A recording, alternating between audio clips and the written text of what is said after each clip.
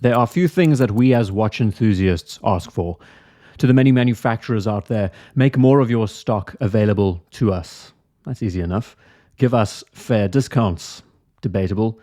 And for the love of all things, give us a 40mm Blancpain 50 Fathoms. Recreate the MilSpec divers that were supplied all over the world. You've done it. Make them in mass. Make them in bulk for all of us to enjoy. Now, we aren't strangers to reissues or resurgences of brands like Doxa, Benrus, Yemmer, Synchron, Aquastar, and now Tornek-Rayville. What a strange name, Tornek-Rayville. These brands that have been brought back have seen varying levels of success, depending on price categories, depending on their reception amongst enthusiasts. There is this ongoing trend, seeing these rebirths, these phoenix brands, we like to call them, ones that rise from the ashes. Tornek-Rayville, as a name, is one that is steeped in mystery.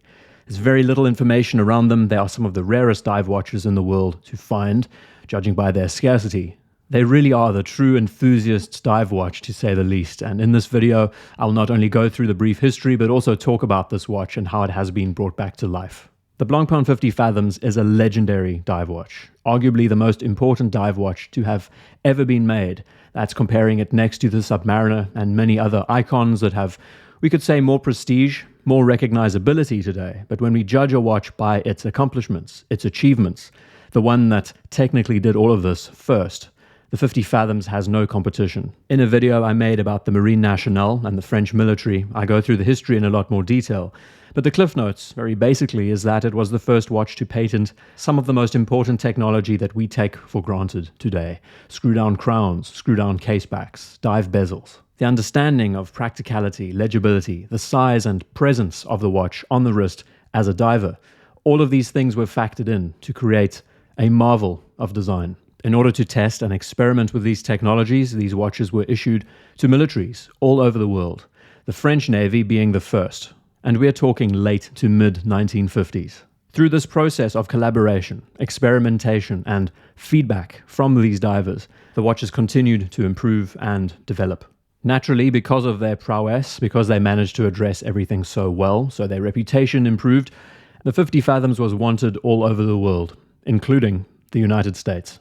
The US had an issue, the Buy American Act, which meant that when it came to military surplus and supplies, Americans wanted to buy American products, nothing externally, nothing from outside sources, which means that everything was American made. Good for the local industry, but bad for import and export.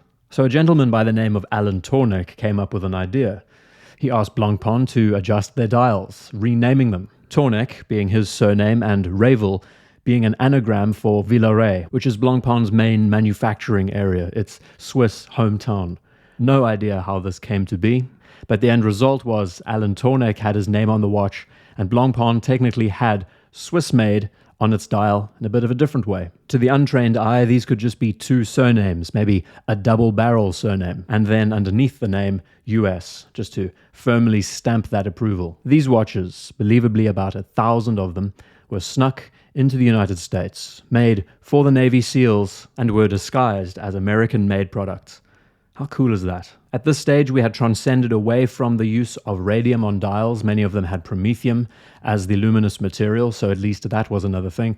A big concern in the United States around that time was the use of radium as luminescent material. So Blancpain and Alan Tornek managed to get away with all of this without raising any red flags whatsoever. And since these were only made in a batch of about 1,000 that we know of, many of which were destroyed after the war in Vietnam, it's almost impossible to conceive how many are still in existence today, especially when we compare it to their Blancpain 50 Fathoms counterparts. And all of the small details, the features that we know belong to the 50 Fathoms line, the arrangement of the dial during this era, similar to how Benrus divers were addressed, shows you just how easily they managed to slip into service. Of course, one of the main party tricks that this watch had was the water ingress indicator at the 6 o'clock position. One half of that indicator would change color if water managed to enter the case. The impression it gives you is a simple looking dive watch. There are no bells and whistles, nothing superfluous on the dial whatsoever. And it's understandable why it worked so well as a military dive watch. Like many other properties during the 1970s, Tornek-Rayville disappeared into the mist and has now recently been rebought, repurchased, and the TR-660 is a watch that pays tribute not only to the original TR-900, but also brings back some of that new age flair on top of the original design.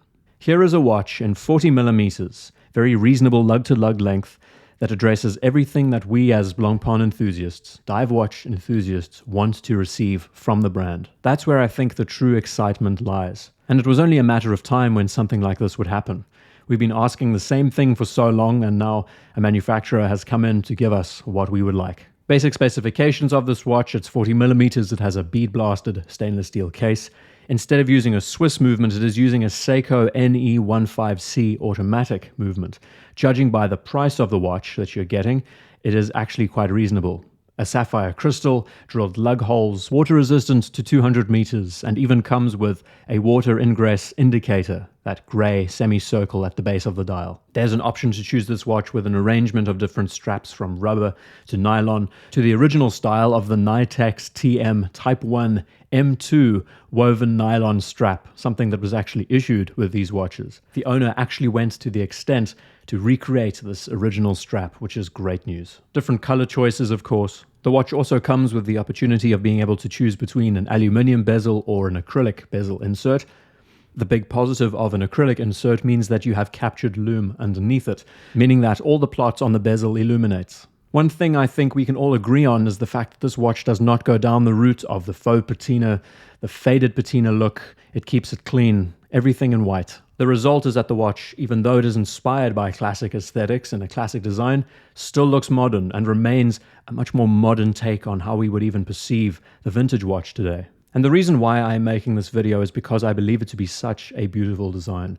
The Tornek-Rayville diver is so simple. It nails every aspect when it comes to being a legible dive watch, well balanced, well spaced, well thought through. The saddest thing is that this watch didn't get much coverage on this platform and others. Only a few articles have been written about it. Of course, this didn't stop the enthusiasts. The first batch of these watches have already been pre-ordered, I think the first 1,000. But for future reference, there is a watch out there that addresses everything we want out of a Blancpain 50 Fathoms. We could call it something like the 50 Fathoms on a budget, but the beauty is that the name has so much provenance and intrigue surrounding it as well. I believe by the start of 2022, we will see more of these being released, more options open to us, and with a model like this, the sky is the limit. There is so much opportunity to expand and evolve this line. It might go to the extent of using bronze cases in the future, which would work extremely well. Different color arrangements, different dial setups. After this, we could see the introduction of Swiss-made movements, and it goes to show once again that when attention is somewhere else, opportunities like these manage to rear their heads.